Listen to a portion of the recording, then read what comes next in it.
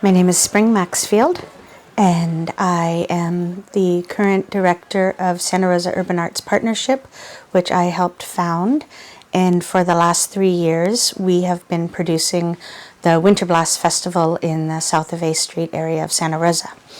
And that event's been going for 20 years. So, WinterBlast is a fun, irreverent, whimsical celebration of the neighborhood that, again, started 20 years ago with when that neighborhood was kind of an undesignated area south of Juilliard Park, kind of, you know, not such a great part of town, a little neglected by the city.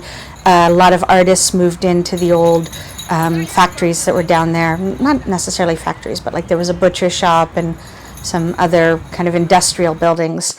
And they, as artists do, just started making art and kind of uplifted the neighborhood a little bit, and eventually more artists came in. The city designated that area the Sofa District south of A Street, and I think the artists in the neighborhood thought that was funny and just decided one night to have a art party where they rolled their sofas out of their studios and into the street and had an event. And over the years with the I think Andrea Hibbard, Bob Stender, some of the longtime people in the neighborhood kind of developed that event into what it is today. It just grew organically. I don't think they ever had any intention of it becoming a 20-year phenomenon. I love when people bring their creativity to the party, and when it's completely unscripted and you're just the very act of having the event inspires people who've never really done something like this before to get into it, to decorate a sofa, to create a costume, to put together a group. And I just think it's so much fun, and that's my favorite part, is just seeing everyday people bring their best and shine. So it was actually last year that I participated as a vendor artist. And I was bringing in some of my fabric animal sculpture. I don't have it right now, sorry. It's in other place right now. But that was my first introduction, and I saw the parade that is very made by real artists, and it really inspired me to, actually I can bring in some of my community puppet teams. So I work with puppet art, anything from giant puppet to small finger puppets. I started as a costume design, and during one production they asked me to design 6 giant puppets. And that was my entrance towards puppetry career. And I just jumped in from there. That was for a production called BFG, Big Friendly Giant. So they literally required huge giant puppets that I needed to design. And that really inspired me to work on puppetry, which is not just fantasy creating. It's not too separate from reality, but we are seeing both things together. But our brain can decide or can float in both ways. Currently, I'm curious about creating a pageant puppet, which is most of the time it's a large-sized puppet that can go into daily life, on the street. So this piece, where is the head? So the head is this one. It's a little bit larger than life-size puppet. So it will be carried by 3 to 5 people over the head.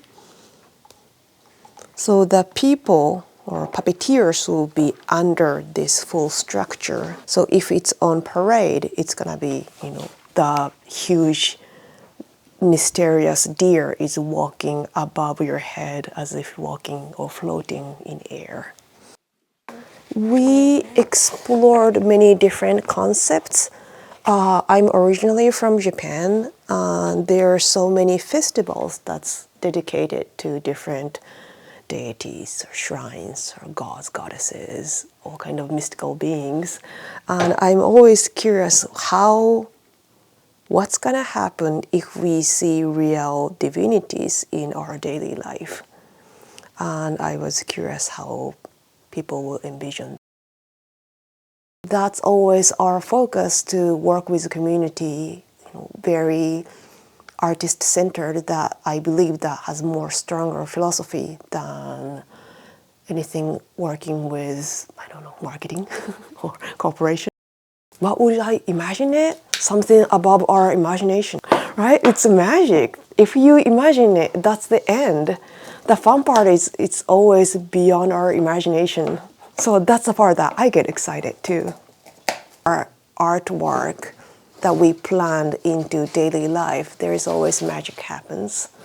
I think many of us, our collaborators, often share our interest in society, like what's going on in current social environment or challenges as a woman, things that we see as issues.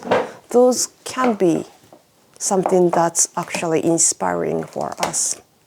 I do not call our works political, because that's gonna limit.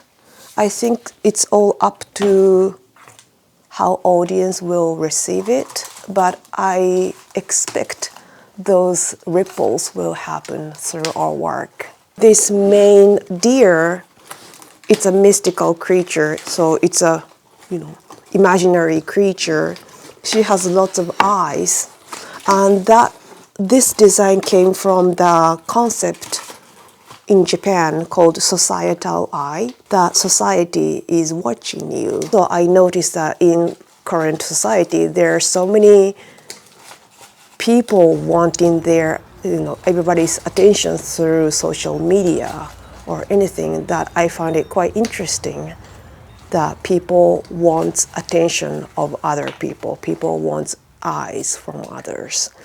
So I was wondering, then what's gonna happen if we give them extra eyes to be seen? How do you feel? So that's another offering and also question from our work. How do you feel if you're constantly being seen? Is it nurturing? It can be like goddess watching you always, so you're being protected. Or does it also feel that society watching you or people watching you? So there are many meanings behind one character, but the message is not limited as one direction. It's open interpretation.